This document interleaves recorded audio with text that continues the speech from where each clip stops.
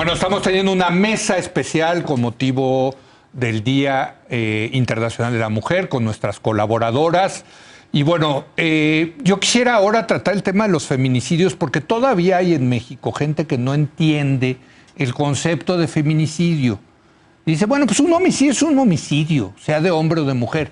No, un feminicidio es el homicidio de una mujer por ser mujer. ¿Cuántas, Paula Sofía, al día? 10 al día. 10 al día. O sea, matan en México a 10 mujeres por ser mujeres. Por esa razón. ¿Qué decimos al respecto? Yo creo que es la pandemia que no hemos resuelto, ¿no? O sea, tuvimos toda una pandemia de otras cosas, vino, se fue, y en esta todavía no hemos logrado hacer ningún cambio. Y yo creo que ahí sí efectivamente, como tratan de decir algunos, tiene que ver con la violencia estructural que estamos viviendo en este país, pero que ha afectado desproporcionadamente a las mujeres.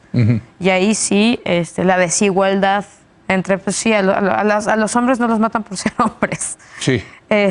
Yo creo que ahora está tipificado, tú eres abogada, está tipificado está tipificado el delito de feminicidio. Se han perseguido y tiene una mayor penalidad. Sí, y se han perseguido en estos últimos años más delitos, o sea, muchos delitos ya de feminicidio tipificados como feminicidas. Sí. Yo creo que lo que me parece más brutal y lo que nos da una mejor radiografía de los detalles del feminicidio son los perpetradores. O sea, en la mayor parte de los feminicidios, el perpetrador es un conocido, es un novio, es un esposo, es una expareja, es un padre. O sea, creo que eso de lo que nos habla es de lo que mencionábamos al principio. O sea, las mujeres no estamos seguras ni en nuestras casas. O sea, creo que esa es la alerta máxima en la que estamos las mujeres en todo el país, porque si nosotros seguimos los casos de los feminicidios, y lo decía Alexandra, no son a los 18 años cuando sales y te vas a la universidad, es a los 10 años, adentro de tu casa. Pero me dejaste pensando, porque si las mujeres no se sienten seguras en su casa, ¿qué tienen que hacer, Alexandra? Porque tampoco tienen, digamos, muchas de ellas la independencia económica para decir me salgo y me voy. No. Y por cierto, lo decía bien Denise, ya hasta este gobierno quitó lo de los refugios para las mujeres golpeadas, ¿no? Pero es precisamente ahí donde hay una oportunidad, Leo, porque sí hay una diferencia entre un homicidio en donde estás en la calle y alguien llega y dispara y tú no tenías nada que ver o no conocías al homicida, contra este tipo de casos en donde sí conoces al homicida y en donde la oportunidad es que muchas veces es violencia que va escalando. Y es una oportunidad, Leo, porque si hubieran programas que ayudan a identificar y a proteger a las mujeres en los primeros niveles de violencia, entonces lo puedes parar. El hecho de que en nuestro país tantos casos llegan al feminicidio es que las mujeres no tenían con quién acudir, no habían medidas de protección, no había un gobierno que respondiera y que las pudiera proteger en un refugio. No entendieron las señales, ¿no? O sea, es también un tema pedagógico, de educación. Oye, si te pasa esto, prende las alarmas, o acudieron, ¿no? Sí. O a lo mejor acudieron y no hay registros de seguimiento. Es decir, como esto no es una prioridad, no tienes las instituciones que dicen, oye, ya esta persona vino una vez, sabemos que esta persona ha tenido un historial, la tenemos que proteger ya porque las cosas están escalando. Todas son denuncias pulverizadas, datos que no están conectados entre instituciones, presupuestos que no existen. Cuando hablamos de estos refugios, Leo, no es que yo quite los refugios y le doy el dinero a las personas. No. Cuando una mujer está en una situación de vida o muerte y necesita irse a un lugar seguro, no tiene tiempo para aplicar, para solicitar que a ver si le otorgan los recursos para pagar un hotel. ¿De qué me estás hablando? Sí. No necesitan ayuda en los próximos 30 minutos y las tienes que poner a salvo en una ventana de tiempo muy corto. Entonces, regresando al tema, el hecho es una doble falla. El hecho de que estas mujeres están muriendo con estas cifras todos los días no solo refleja una crisis de seguridad que está fuera de control en este país, refleja un gobierno en todos los niveles que simplemente no le importa y que no está construyendo todas esas instituciones y estructuras de protección que ayudarían a que no lleguemos a esas tragedias. Denise, el tema de los feminicidios, ¿cómo lo ves tú? ¿Por qué hay tantas mujeres enojadas? ¿Por qué pintarrajean a veces los monumentos? ¿Por qué queman puertas? Pues porque están tratando de decirle al gobierno, responde, actúa, protégenos, no abdiques de tu responsabilidad, porque los datos están ahí, ya los tenemos, los sabemos. Los tiene Data Cívica, los tiene México Evalúa, los tiene Intersecta, los tienen tantas organizaciones abocadas a tratar de discernir qué le sucede a las mujeres en este país. Los feminicidios el año pasado crecieron 111%. Y seguramente cuando tengamos las cifras del encierro post-COVID, la cifra habrá aumentado. Y por eso, reitero, muchas mujeres sienten que ya no tienen nada que perder. Terminan golpeadas, asesinadas, violadas por sus parejas, desaparecidas. En las marchas van las madres y los padres de las desaparecidas, porque esa es otra forma de violencia. Terminan los cuerpos abandonados en canales, en ríos, a la orilla de alguna carretera. Y esto es cotidiano y lo hemos normalizado. Y esas mujeres que ya no tienen nada que perder se vuelven muy peligrosas para los gobiernos. Y tan es así que ayer salió Martí Batres a sugerir que la marcha iba a ser violenta, la de hoy en la Ciudad de México. El propio presidente auguró que eso iba a suceder y que además esa violencia no era feminista. Y a lo largo de su presidencia ha tenido una actitud de descalificación con respecto no solo a la organización de las mujeres, sino con respecto a la violencia que padecen las mujeres. Y esto se ha reflejado en la política pública.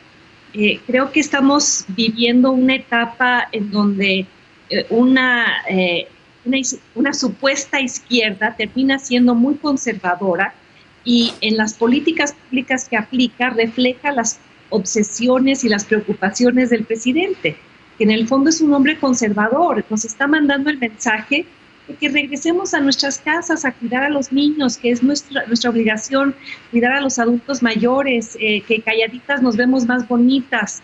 Y el día de la marcha internacional, de la marcha por las mujeres, se rodea en Palacio Nacional de mujeres que le aplauden, las que nunca alzaron la voz frente al caso de Salmerón o de Salgado Macedonio, o que acompañan a las mujeres feministas en las calles, ellas encerradas en Palacio Nacional y afuera las que estaban gritando, a las que les colocaron gigantescas vallas, porque parece ser que el gobierno de México le teme más a las mujeres que a los narcotraficantes, que a los delincuentes, a las mafias del poder, a los oligarcas, a los monopolistas. No, las verdaderamente peligrosas somos las mujeres. En algún sentido sí, porque ¿qué están demostrando las morras allá afuera?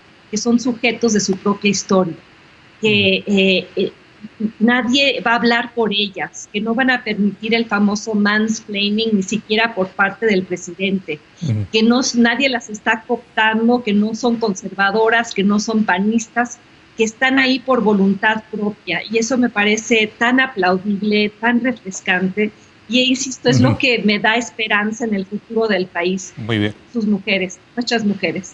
Muy bien, pues ya tenemos que ir concluyendo. ¿Cómo ves lo del gobierno tú? La reacción del gobierno. Primero una cosa con respecto al feminicidio. Sí, con mucho gusto. Retomando cosas que mencionaba Pablo Sofía, a diferencia del homicidio común, el homicidio en general, el feminicidio, están todos los datos, en la inmensa mayoría de los casos se trata de hombres muy cercanos a las víctimas, las que son los asesinos, los que las mataron. Eso significa que, a diferencia del homicidio, el feminicidio sería mucho más fácil de resolver si tuvieran ganas los gobiernos. 100%. Los locales, que es a los que les toca. Entonces me parece que es importante poner eso sobre la mesa. 100%.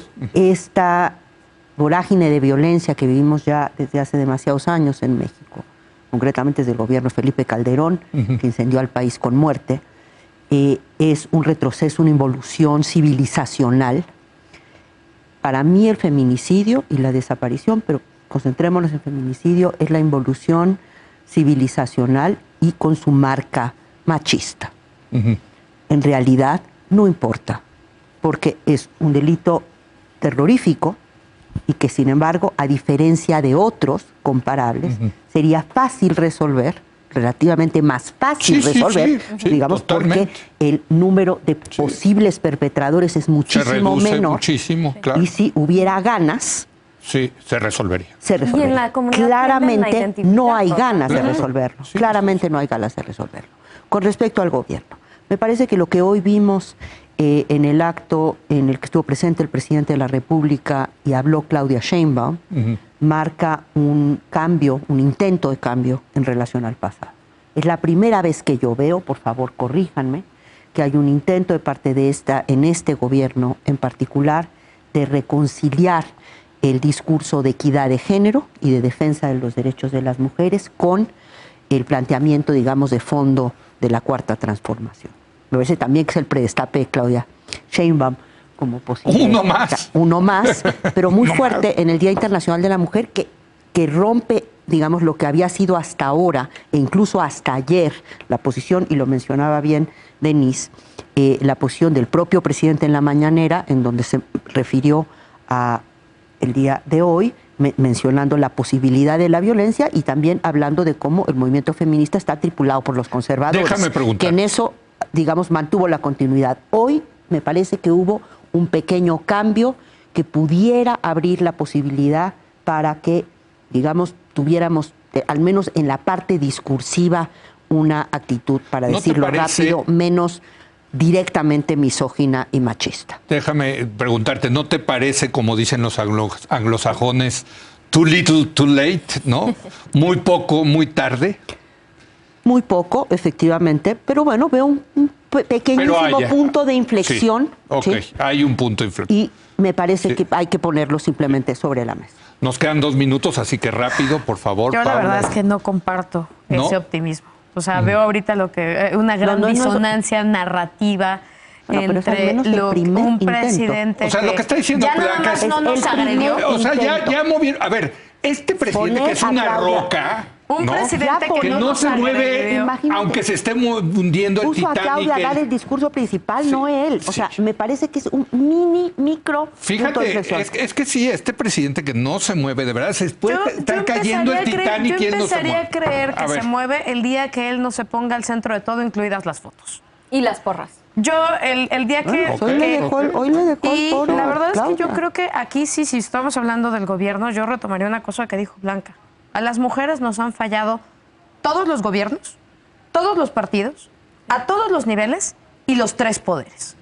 Porque tenemos casos en el Poder Judicial donde las mujeres el acceso a la justicia sigue siendo pobrísimo. Sí. Vemos a una legislatura paritaria donde, vaya, un avance que sí podemos mencionar sin ningún regateo, es el avance de la despenalización del aborto.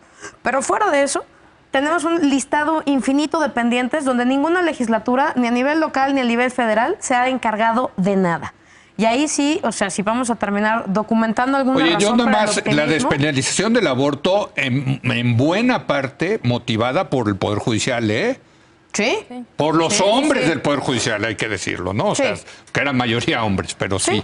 Y ahí sí nada más yo podría cerrar que si yo tengo como algún apunte de optimismo para cerrar en esta mesa, sería de todas las mujeres que están allá afuera, que están todos los días sin rendirse, a pesar de todos estos gobiernos que nos quedan muchísimo. Me queda un minuto, me están regalando un minuto. 30 segundos tú, Alexandra, y 30 segundos Denise, por favor.